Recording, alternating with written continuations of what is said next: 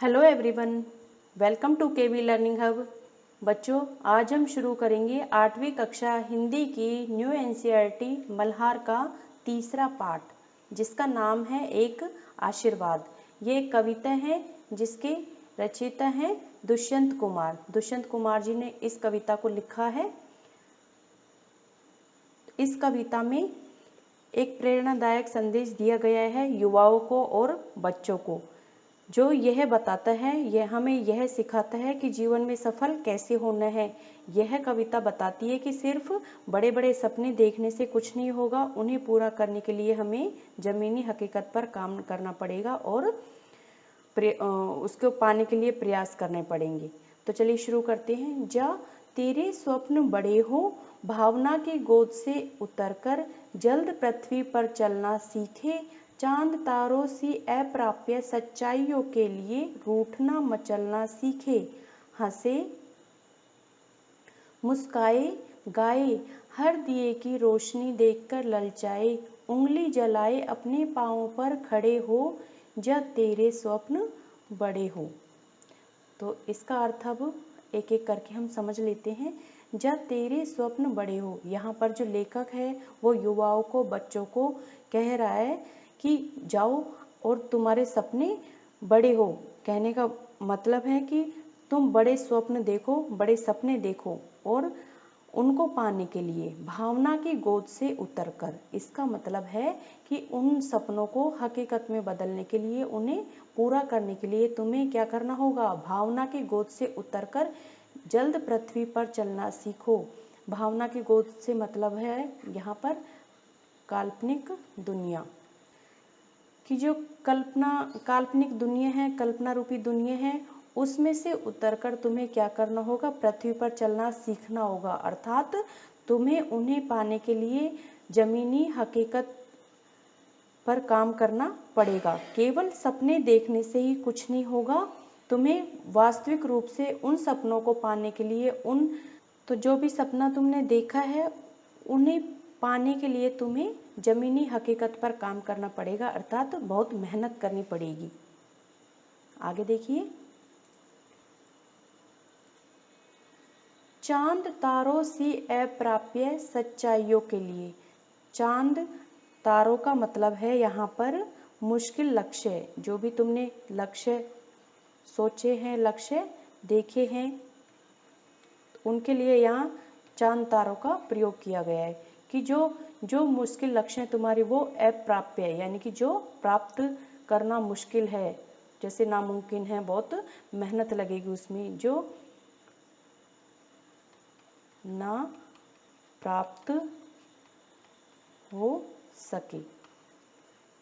तो जो ऐसे लक्ष्य तुम्हारे, जो मुश्किल लक्ष्य हैं, जो प्राप्त ना हो सके, यानी कि बहुत मुश्किल है, ऐसे के लिए तुम्हें बहुत प्रयास करना पड़ेगा, बहुत मेहनत करनी पड़ेगी। तो जो चांद तारों से अप्राप्य सच्चाई है, यानी कि जो भी लक्ष्य तुम्हारे सामने है, जो बहुत दूर है और नामुमकिन से लगते हैं, जो ऐसे लगते हैं कि हमें प्राप्त नहीं होंगे, नामुमकिन है, उन्हें अपने सपनों को पाने के लिए क्या करना होगा? तुम्हें रूठना मचलना सीखे।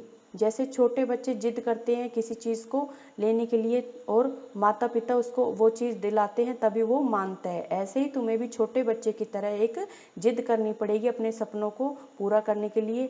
रूठना पड़ेगा, मचलना पड़ेगा, यानी कि उनको पाने के लिए जिद करनी पड़ेगी। छोटे बच्चों की तरह जिद करो और वैसे ही जब तुम जिद करोगे तो तुम आगे बढ़ोगे।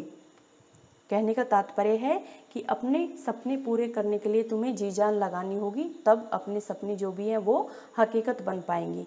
हंसे मुस्काए गाए हर दिए की रोशनी देखकर ललचाए। इसका मतलब है कि जब तुम अपने लक्ष्य की ओर बढ़ रहे हो तो हमेशा हंसते रहो, कभी भी दुखी मत हो और मुस्काओ, गाओ। कहने का भावार्थ है कि सदा खुश रहो, सकारात्मक रहो, जीवन में कभी भी नकारात्मकता मत लाओ। जीवन में मुश्किलें तो आएंगी और जो भी मुश्किलें आएंगी, अगर तुम खुश रहोगे तो मुश्किलों का सामना आसान हो जाएगा। तो ये हमें सिखाता है कि सफलता की राह में खुशियों को नहीं भूलनी चाहिए, हमें हंसते मुस्कुराते गाते हुए अपने सपनों की तरफ बढ़ना चाहिए। हर दिए की रोशनी देखकर ललचाए, अर्थात जो भी तुम्हें मौका मिला है आगे बढ़ने का, वो रास्ता तुम्हें देखना है। उंगली जलाए अपने पाँव पर खड़े हो। उंगली जलाए का मतलब है यहाँ पर कि परेशानियां आना, जो भी मौका मिला है तुम्हें, उनको पाने के लिए तुम्हें परेशानी तो उठानी पड़ेगी, जोखिम तो उठाने ही पड़ेंगी। तो उंगली जलाने का मतलब होता है परेशानियां आना, परेशानियां आना। तो उसके लिए क्या करना है, तुम्हें अपने जो मौके हैं उन्हें पाने के लिए जोखिम उठाना है। तुम्हें डर भी लगेगा, असफल भी हो सकते हो, लेकिन उस डर और तकलीफ को सहने के लिए तैयार रहो हमेशा, क्योंकि बिना जोखिम उठाए कोई भी बड़ा लक्ष्य हासिल नहीं किया जा सकता कभी भी। अपने पाँव पर खड़े हो जब तेरे स्वप्न बड़े हो। अपने पाँव पर खड़े होने से मतलब है यहाँ पर आत्मनिर्भर बनना, आत्मनिर्भर बनना। कवि कह रहे हैं यहाँ पर, ये कविता का सबसे महत्वपूर्ण संदेश है। तो कवि कह रहा है कि आत्मनिर्भर बनो, अपनी पहचान खुद बनाओ, किसी और पर निर्भर मत रहो। जब तुम अपने पैरों पर खड़े हो जाते हो तब तुम अपने सपनों को सही मायनों में पूरा कर सकते हो। इसलिए अपने पाँव पर खड़े हो, अर्थात आत्मनिर्भर बनो, किसी दूसरे पर आश्रित मत रहो। जा तेरे स्वप्न बड़े हो, कि जाओ और तुम बड़े स्वप्न देखना शुरू करो। तुम्हारे जो सपने हैं, लक्ष्य हैं, वो बड़े रखो हमेशा, और उन्हें पाने के लिए जी जान लगा दो। कविता का सार यही है कि हमें सपने देखना चाहिए, सबको सपने देखना चाहिए। सपना देखना अच्छा भी लगता है, और सपने हमेशा बड़े देखने चाहिए, लेकिन उन्हें सच करने के लिए मेहनत भी करो, जोखिम भी उठाओ और आत्मनिर्भर बनो। तो ये कविता हो गई दुष्यंत कुमार जी की यहाँ पर। अब हम इसके शब्दार्थ और सारांश देख लेते हैं। तो देखिए, एक आशीर्वाद कविता का सारांश। यह कविता सिखाती है कि सिर्फ बड़े सपने देखना काफ़ी नहीं है, बल्कि उन्हें पूरा करने के लिए बहुत मेहनत, लगन और हिम्मत की भी ज़रूरत होती है। अर्थात केवल कोरे सपने ही नहीं देखना चाहिए, हमें कोरे सपने ही नहीं देखना चाहिए, उन्हें पूरा करने के लिए पूरी मेहनत करनी चाहिए, लगन होनी चाहिए और हिम्मत भी होनी चाहिए। कवि कहते हैं कि कल्पना की दुनिया छोड़कर हकीकत में काम करना शुरू करो। कवि कहते हैं कि जो भी काल्पनिक दुनिया है, जो भी हमारे सपनों की दुनिया है, उससे छोड़कर हमें हकीकत में भी काम करना चाहिए। नहीं तो हमारे सपने सपने ही रह जाएंगे, वो कभी भी साकार नहीं होंगे। अगर हमने उन सपनों को पाने के लिए मेहनत नहीं की, हमें जिद नहीं हुई, लगन नहीं हुआ, जुनून नहीं हुआ, हमें हिम्मत नहीं रही, तो हम उन सपनों को कभी भी पा नहीं सकते। अपने मुश्किल लक्ष्यों के लिए बच्चों की तरह जिद करो। छोटे बच्चे जैसे जिद करते हैं, वैसे ही तुम्हें अपने मुश्किल लक्ष्यों को पाने के लिए जिद करनी है। और हर नए मौके को पाने के लिए जोखिम उठाने से मत डरो। जोखिम उठाना यानी कि परेशानी आना, जो भी परेशानी, क्योंकि कोई भी काम करते हैं तो परेशानियां तो आती ही हैं, लेकिन उनसे तुम मत डरो।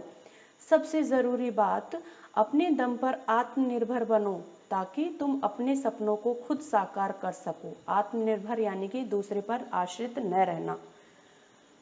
तो ये सारांश हो गया कविता का यहाँ पर।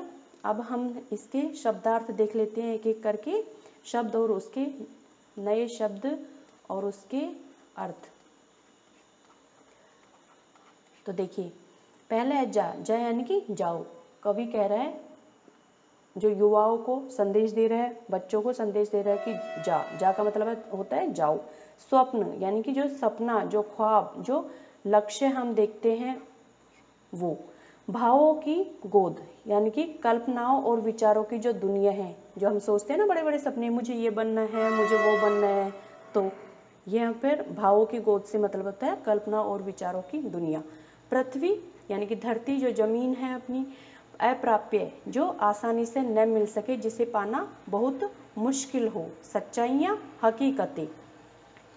रूठना मचलना, किसी बात के लिए जिद करना। रोशनी यानी कि प्रकाश या उजाला। ललचाना, किसी चीज को पाने के लिए बहुत इच्छा रखना। पांव पर खड़े होना, यानी कि आत्मनिर्भर होना, अपने दम पर कुछ करना। तो आज की इस वीडियो में हमने यहाँ पर देखा कविता का भावार्थ और उसके शब्दार्थ। तो आज की क्लास हमारी यहीं तक। अगली वीडियो में हम इसके क्वेश्चन आंसर कवर करेंगे। तब तक के लिए आप इस वीडियो को देखिए। अगर आपको वीडियो पसंद आए तो लाइक करें, चैनल सब्सक्राइब करें और बेल आइकन को प्रेस करना ना भूलें, ताकि आने वाली नोटिफिकेशन आपको समय से मिल सके। और अपने दोस्तों के साथ में अधिक से अधिक इस वीडियो को शेयर भी करें। Thanks for watching.